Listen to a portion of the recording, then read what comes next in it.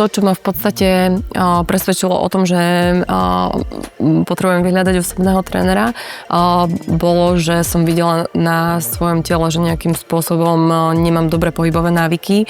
Napríklad, že mám prepadnuté plecia a že aj do behu prenášam zlé postavenie tela, ktoré som vedela, že potrebujem odstrániť a z toho zlého postavenia tela vyplývali bolesti klbov, najmä kolien a bedrových klbov. Toto som v podstate mala počas celého života. Vedela som, že to potrebuje samostatný prístup, nie úplne skupinové cvičenie.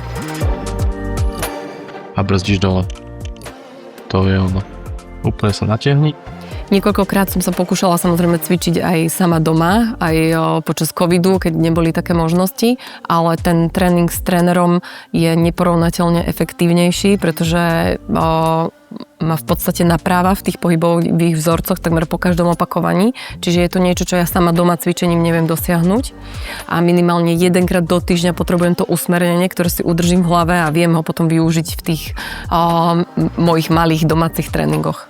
Najväčšie výsledky, ktoré pociťujem v tom športovom svete alebo v tej športovej časti môjho života je zrýchlenie behu, bez toho, aby som navyšovala kilometre, čo sa mi vlastne podarilo po prvom polmaratóne, ktorý som odbehla krátko po narodení môjho syna. Mám pocit, že behám menej a napriek tomu sa mi darí zrýchlovať.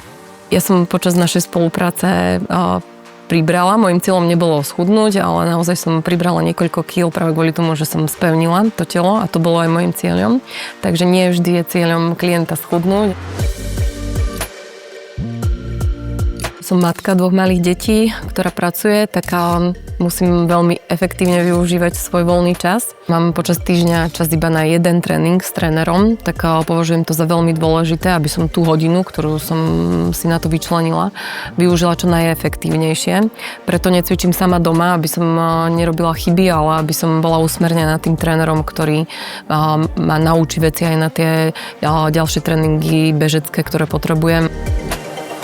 Spolupráca s osobným trénerom je vhodná úplne pre každého a každý by ju mal zvážiť, pretože každý má nejaké iné návyky, ktoré by minimálne potreboval zistiť, že či sú správne v tom cvičení. Je vhodná aj pre tých, ktorí ešte nikdy necvičili, pretože nevedia ako, a je vhodná aj pre tých, ktorí cvičia, minimálne zistiť, že či cvičia správne a že či to cvičenie prináša nejaké výsledky.